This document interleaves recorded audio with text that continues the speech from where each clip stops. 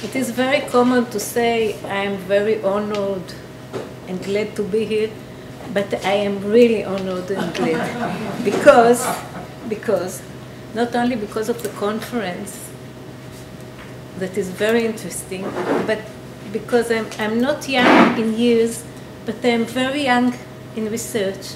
I received my PhD only on June 2014, last June.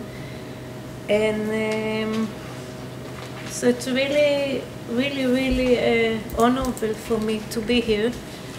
And exactly from this reason that I'm not so old in research, you'll have to excuse me that I will read my lecture. I usually don't do it, but it is in English, and so you excuse me. And before I start, one other note.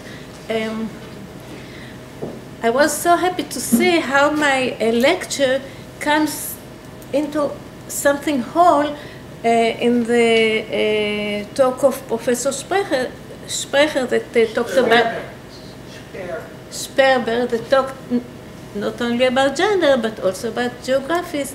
And here I will combine geographics, and also I want to connect to the question of what do we do when we talk about gender?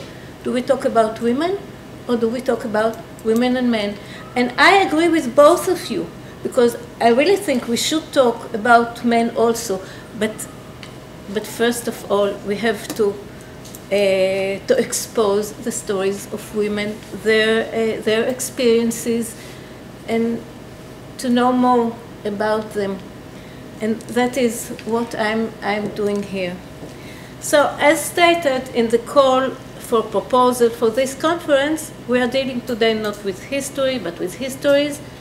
And I'm talking about a little piece of histories, about her story. I shall present women's Zionism that grew from below and was realized at home, and at the same time was an inherent part of the wider context of the Yishuv in Eretz Israel. I chose a specific group of women. All were born into Jewish, urban, bourgeois, middle-class families in Central Europe between the late 19th century and the first decade of the 20th century. All were, at the time of immigration, grown up, usually married and mothers, and immigrated with their families. In Eretz Israel, they lived in cities or villages and were part of middle class, the civil sector. They were not career women, nor kibbutzim members. The family and the private sphere were the center of their world. Domestic Zionism will be illuminated from their standpoint, as expressed by them in view of the personal writings of an autobiographical nature, usually memories and autobiographies. Memoir, thank you. By domestic Zionism, I mean assimilation, adaptation, and giving Zionist meaning to home and family-related practices. Unlike the dominant public hegemonic ideology that negated the Gola culture, here it was not about abandoning one culture and substituting it with another, but about synthesis of certain elements from bourgeois culture with Zionist culture and creating a new meaning. The connection between domestic Zionism and these women was not a coincidence. The bourgeois society they grew in was based on a relatively rigid division of roles, which mainly designated women as responsible for the home and family, and men as breadwinners. However, in this patriarchal structure, the domestic occupations were seen as important and valuable, and were, for the women, a sort of identity and respectability.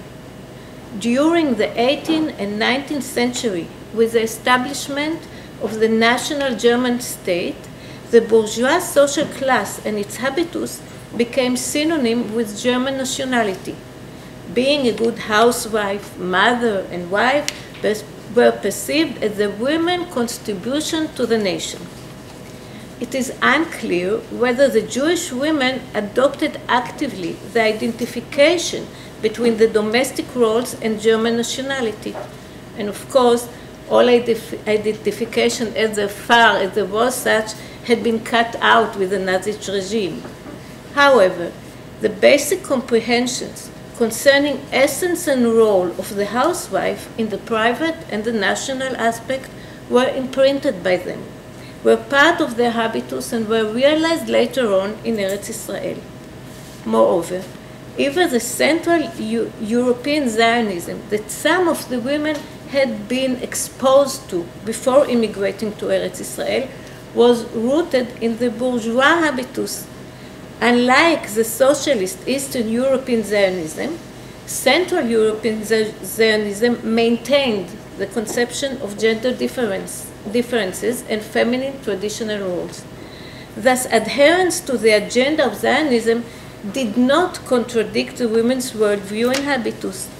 As a matter of fact, it was another basis for the constitution of domestic Zionism in Eretz Israel. This integration between domestic roles and national participation landed on fertile ground in Eretz Israel. The Jewish society has always been centered around the family. So was also most of the Yishuv society. These communities also held conservative views about gender roles, which were not essentially different from those common in the bourgeois habitus. In addition, there were similarities between German national ideology and the worldview of the Zionist women belonging to the civil circus. Both saw maternal and domestic roles as mothers' national participation. This was different from the socialist equality that the Chalutzot hoped for. Attributing national interpretation to everyday life enabled the German Jewish Olot immigrants to participate in the Zionist mission without conflict with their basic worldview. However, there were, of course, substantial differences between both cultures, and so we can see a continuing dialogue between the both cultures in the women's lives. So what did domestic Zionism actually mean in everyday life? I shall demonstrate via the two main aspects in the women's life at that time, motherhood and housekeeping. I will not talk about other areas because of time limits. Motherhood was held not only as a central feminine role, but also as a national resource by both the German and the Zionist nationality. In both cultures, the women's mission was to bear children and to educate them in accordance with the national values. Though the educational contents were different, the women combined elements from both cultures, and by this way bypassed possible tensions in the motherhood perception. The Bourgeois culture was based on Bildung. Bildung means cultural assets, human worldview, liberalism, individualism, education, and strict rules of behavior. It was very different from the youth culture of the Yishuv, embodied in the Sabra, Hatzabar, that almost sanctified nonchalance, abolition and hierarchies, and everything that was the opposite of what the Bildung represented. It was also different from Eastern European culture, that the original culture of most of the Yishuv at the time, that was less strict and disciplined and viewed by Central European Jews as inferior. The women ascribed great importance to educating the children by the Bildung's strict rules of behavior. Surprisingly, they did not remember in their memories any controversies concerning this matter and took pride in their well-behaved children, contrary to the neighborhood children. One woman explained, she was asked in an interview, "What did you transfer to your children from the education you had received?" And she answered, "Everything. Everything possible. First, love of order, cleanliness, decency, integrity, to say what you feel. In the neighborhood, The children were called the little Yekes. We do not know to what extent this was also her children's experience, nor to what extent this was indeed the situation at the time. Or maybe it was just the way she perceived it in retrospect. Assets of high culture, such as humanistic knowledge or classic German literature, had a special value in the Bildung culture. Unfortunately, they were completely aligned to the Eretz Israeli youth and were also viewed as diasporic bourgeois norms that should be avoided. The women almost entirely ignored this matter, aside from musical education that did not involve issues of language. And so, by giving musical education to the children, this was apparently the women's way to circumvent the dissonance with the Yishuv and still impart cultural assets to their children. On the other hand, the Zionist culture of those days valued above all Hagshama and agricultural settlement. Many children followed this path in their youth and often left home and moved to a kibbutz or an agricultural boarding school. Many of them continued learning at a later stage. In the women's retrospective writings, we find almost total acceptance of the path chosen by their children. Indeed, Gertrude Ginsburg from Ramot HaShavim, it is a village, even seemed to apologize for sending one of her sons to an academic school, since he was not physically fit for agricultural work. Hannah Bender from Givat Chaim, this is a moshav, explained that it had been essential to send her son to the university since there was no farm to bequeath him.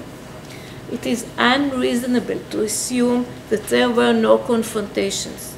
So while Elisheva Bregman did not express in her diary any objection to her daughters, Rina, age 13 at the time, leaving home to an agricultural boarding school, the daughter herself remembered differently in her written memories. So she wrote, "My parents want me to go to a ceramic school, where my natural artistic talents can be developed. This is not what I want. I want to go to an agricultural school. It is in line with the way we are brought up in the youth movement and with the spirit of the Yishuv at large. My parents are most reluctant. They don't like me leaving home at that very early age. So I embark on a nagging crusade that wears them out, and they finally succumb." The self-perception of the women as Zionist mothers is evident also from the way the stories of motherhood were told. The private stories were told within the framework of Zionist classical narratives. Mela El-Ami gave birth to her first child by the time of announcement of the country, and she connected between the private and the national motherhood. So she told, "When the country was announced, it was indescribable joy. My husband went down to the city to join the celebrations. I stayed at home with the baby. The dances were heard till us. Immediately the next day, the shooting began. There was lack of food, of fire materials, electricity, siege. There was no public transportation." It should be noted that this woman did not add details about the born daughter, but immediately turned to tell about the siege. That is not to hint that giving birth to children was less important than the birth of the country, but maybe we can see here compliance to the collectivist Zionist norm, according to which the public story, that in these special circumstances was a constitutive event, was more important or more interesting for the readers than the private one, which is self-evident. Similar adoption of Zionism can be found with regard to the chores of housekeeping. Running an efficient, clean, and orderly home was in the German bourgeois culture synonym with German nationality and character. The civil circles in Eretz Israel attributed similar national meaning to running the home by the Zionist women. But while in Central Europe the women had to manage the home while the hard work was carried out by housemates, in Eretz Israel they usually did not enjoy such help and performed the cleaning and maintenance chores by themselves. In addition, the physical conditions in Eretz Israel were much harder and primitive. The women described the routine housework which was adapted to the climate and living conditions, the bare floor and whitewashed walls which made cleaning easier, the war on ants and other insects with water and kerosene, doing the laundry in a large tub placed on a primus stove to boil the water. This primus stove and its mate, the kerosene stove, received a special honorable place in the writings due to their status as appliances that were unique to Eretz Israel, where they replaced the modern oven and cooking stove to which the women had been accustomed in Germany. They were hard to operate, smoky, they were used for laundry as well as for cooking, were associated with the hardships of absorption, and even won a halo of pioneering nostalgia, as one woman explained to her readers. She wrote, "The central place with which the primus stove occupied might seem ridiculous, but when people talked about their beginning in Eretz Israel, the primus had an important role." Food and consumption also received national meanings.